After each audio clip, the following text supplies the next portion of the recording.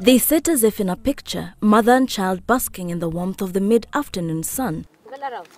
He is barely a day old, and though every mother thinks of her child as a miracle, his mother is convinced that he is one in every sense.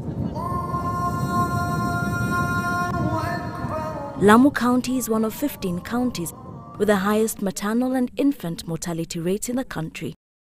And in Kiangwe, hundreds of kilometers away from the idyllic beauty of Lamu Island, with no health facility, the odds pile up against young mothers and their children.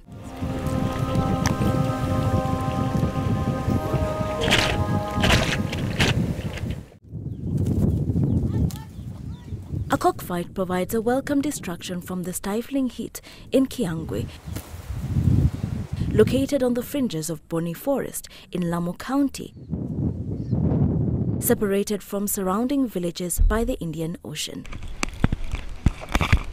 In an area grappling with poverty, with few economic activities, girls often drop out of school and end up having their babies young.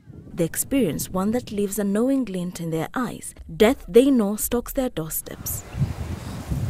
At 18, Zainab has just had her second child. Like many others, she gave birth to him at home. Sijaweza kuenda huko hospitalini. Nimeona nimejifungua hapo.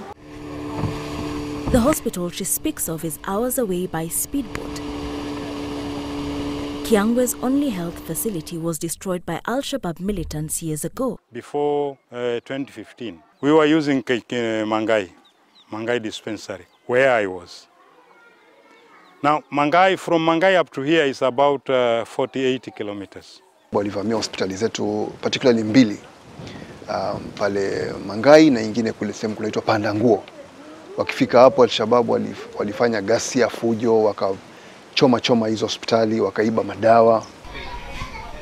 The absence of healthcare workers means any ailment born too long can quickly turn into a life-threatening condition. The situation was for expectant women.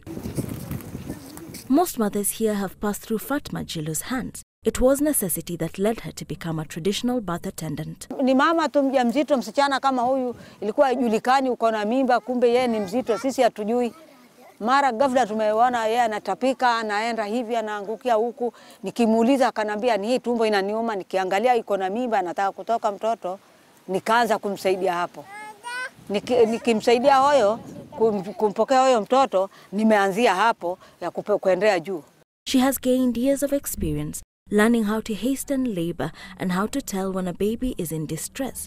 When things get complicated, a split-second decision can make the difference between life and death, but she can only do so much. Most of the mothers who gave birth at home have problems of puerperal sepsis because the delivery is done unhygienically, they fall very sick, and if there is no early intervention, they end up in losing their lives. Hata juzi nimepokea mtoto amekufia ndani, nikamtoa mama, nikamsafishia mtoto, nikaenda nikamzika, mama akabaki, hata sasa yuko.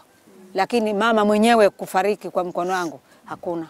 In 2014, the UNFPA reported that Lamu was one of 5 counties that accounted for over half of the country's total maternal deaths. The reasons behind the high numbers included lack of access to timely interventions. Wangekuwa wamepata hii nationwide policy ambayo kila mama anatakikana apate at least 1 ultrasound kabla ajifungue, although updated sasa ni 2 ultrasound, lakini hata ile moja hawapati. Sasa wangekuwa wamepata cases kama za malpresentation, watoto kulala vibaya, hizo zingekuwa zimekuwa solved. Poverty means few can afford to make frequent trips away from their homes, and lack of information and local traditions combine to make the women's quest for healthcare services more difficult. Sana wataka daktari wa kike. Hawataki kuzalishwa na madaktari wa kiume. Their best bet would be to undertake the journey to the 2 biggest hospitals that serve the region, Mpeketoni Hospital and King Fahad Hospital on Lamu Island. To get there, expectant women must make the perilous journey, facing the risk of attacks, the discomfort of long boat rides, and the many changing moods of the ocean. It takes about 5 hours to travel from Kiangwe to Lamu Island on a vessel such as this one, a long journey for patients seeking healthcare services and longer still for expectant mothers. The challenges meaning many still depend on traditional birth attendants for home births. Mama akishikwa na uchungu ndio anazalia hapa. Mtu kama ameshindikana kuzaa ndio inapigwa simu hiyo boti ije. In the last 2 years, however, a new option has opened up to them. A dhow that comes to their very doorsteps for a few hours every month, bringing medics and medication to those who need them the most in 14 villages across Lamu, with a woman at the helm. I'll see you guys off. It is a ship on a voyage of hope and mercy for women hoping one day to cradle their babies in the hot afternoon sun. Wilkister Nyabwa, Citizen TV in Lamu.